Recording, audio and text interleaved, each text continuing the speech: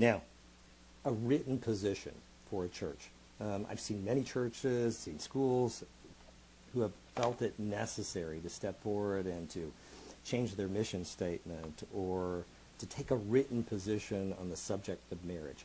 How important could that be for a church to do that? Dean, I would say it's very important. And let's make sure you understand this is in your statement of faith. This is in your operational document. This is where you as a church are making the decision that you are going to put in writing where you stand on these issues. And churches have the right to do it.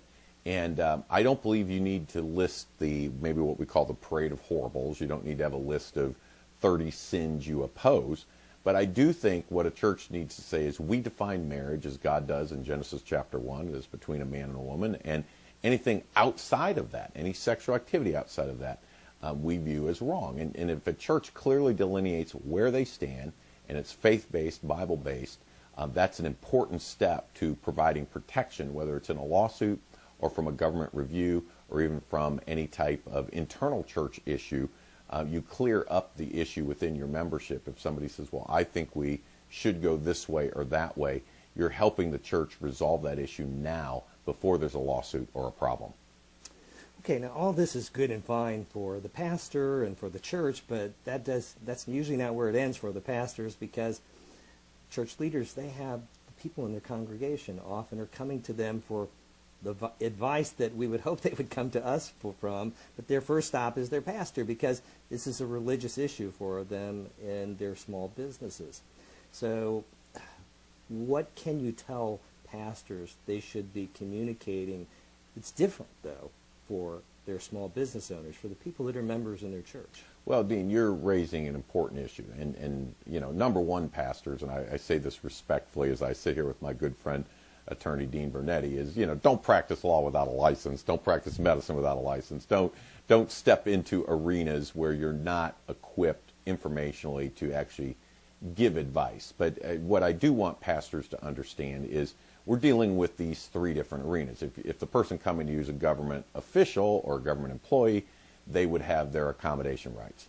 If, as Dean mentioned in his question, it's a private business owner, okay, a Christian business person, how they deal with these issues is going to be different than how the church deals with it.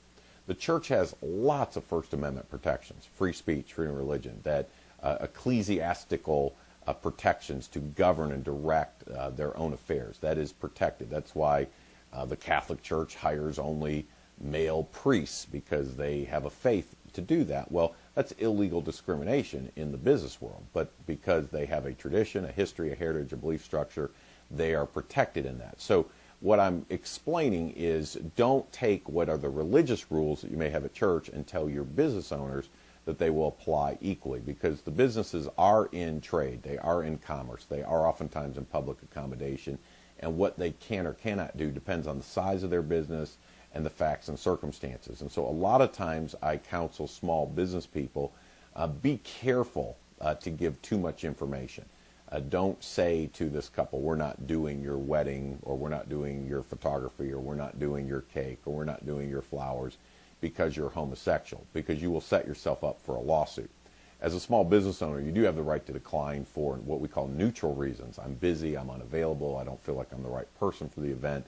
Those type of answers will help your church members avoid difficulty. But a lot of times, those people, those business owners, need professional legal advice. They need to be talking with one of our attorneys at the National Center for Life and Liberty. They need to be talking to a Dean Burnetti or someone that has expertise in this area and can help them, because pastors, I do warn you, a lot of times you only get part of the story. I'll have someone call me and say, I got fired for witnessing for Jesus. Well, that sounds pretty bad. It shouldn't happen in America. So I asked for the paperwork. Well, they're hesitant. They don't want to use the paperwork because it's going to show they were late 29 times in a row and they did a lousy job, and on their way out the door they said to their boss, you need Jesus, and they didn't get fired for witnessing. They got fired for being a lousy employee. So sometimes there's more to the story. So a lot of times the best advice you can give your Christian business owners is, it's tricky, be careful. You can practice your faith in business, but you need to be smart about it, and you need to have some good legal counsel to guide you along the way. small business owner, they want to educate themselves more. They want to view things that might give them some information, a primer about how they should be conducting themselves on these types of issues, especially on the issue about gate issues and doing business, whether it be making a cake or whether it be performing a wedding. Let me ask you, your foundation, your group with your is it NCLL? Yep, National Center for Life and Liberty, NCLL. NCAA, College Sports World, NCLL, we're fighting for life and liberty. Okay, and if small business owners and churches were to contact your organization, could they get some more information that might give them some guidance? Absolutely. We would be honored to help them in any way that we can. We actually serve as general counsel for, again, hundreds of churches across Florida and businesses. You might be a medical practice, a small business owner, a contractor, and we're certainly honored to help you. We do it on a ministry basis. Folks support our ministry. We're a 501c3 nonprofit, and we do it as a ministry. If they want more information, you can always contact Dean's office, and they can connect you up. But you can also visit ncll.org. That's our website, or across the state of Florida and really around the nation, 727-362-3700. And the team at the National Center for Life and Liberty is a phone call or an email away on these issues. And we are able, Dean, to help a large number of churches. So when somebody says, well, what should I put in my bylaws, or how should I address this issue, we're able to take that effort, that work, and spread it across a lot of churches across the state and let them have the benefit of best practices from other churches that have successfully stood on these issues. Okay. And let me ask you, one of the potentials that I've seen, and I've seen some documentaries and subject matters about churches and their involvement in the political arena, and as well as in other, being more proactive as far as Sure. endorsing candidates. Is there a set of guidelines that churches should be concerned about or be following that may ensure and protect their tax-exempt status? Great question. And let me say, number one, pastors, you have more freedom than you realize. Okay, you have free speech, you have freedom of religion. So I want to say you have complete freedom to speak on issues. So I wouldn't recommend this, but if you say every weekend I'm going to touch on abortion, homosexuality, politics, crime, schools, education, anything you want to preach on, you are unlimited. There is no IRS review. There is no review whatsoever. So you have complete freedom. The limitation, and there are some, as Dean mentioned, that are even challenging this, but for a moment, let's put our pastors in a safe harbor. I don't want to have any trouble with the IRS. Where's the safe spot?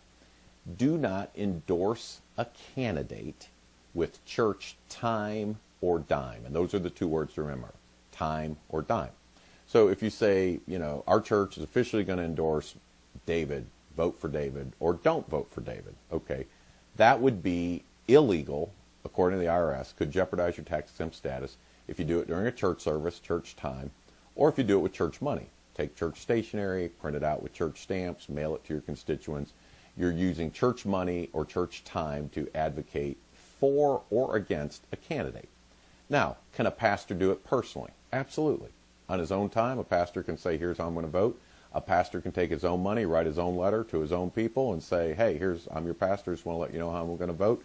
100% protected, not an issue. So if you want to be in that absolute safe harbor, don't advocate for or against a candidate with church time or church dime. Now, we're in Washington trying to get that repealed. I think that limitation should come off of pastors. I do think they should have the freedom to do that. But for a pastor who says, I want no issue, you can preach, you can proclaim, you can speak to all the issues, you can advocate for or against amendments or other things that are on the ballot. Just don't speak for or against a candidate on church time or church dime. Okay. Now, I have noticed in several churches where I have been even a member of, when it comes around time for election, people will be handing things out at the door. It's obviously not a document that's generated by the church, and I've even inquired. I don't really know which group is doing which, but it will show a list of the candidates, and it will show a list of the issues. Voter guides, sometimes they call them. Yep, yes, absolutely. Should pastors be concerned about allowing groups, which obviously they're trying to illustrate something specifically or communicate something, should they ever be concerned about allowing flyers like that to be distributed? Yes, they should. And here's where you want to watch you don't cross the line. Okay. Churches can do three things: religion, education, and charity. That's the religious, educational, charitable purpose of the nonprofit. Notice the word politics is not in there. Okay, so advocating for a candidate does not qualify as religion, education, or charity. Now the question is, are you providing educational materials? If it's truly a balanced voter guide that lays out all the candidates on a number of issues and it's educational, that is fully protected. Okay, so you have the right to hand out educational materials. But if it's a voter guide, and I'm just going to be candid, kind of like a hack, vote for this guy, aren't these evil people, and it's really campaign propaganda masked as a voter guide, then the IRS would say, well, it looks like this church is using church time to advocate for a candidate. And so a pastor should be a little slow to allow people to just hand that out in the congregation. It's a general rule I recommend to pastors, don't let things be handed out in the congregation. You might have an education table where you allow things to be laid out there that are reviewed by the church. People can walk by and pick them up. Be careful. I believe you have free speech rights, freedom of religion rights, but watch that your church doesn't turn into a political campaign event. Your church should not be overtly Democrat or Republican. Your church should be 100% Jesus and His Word. Okay.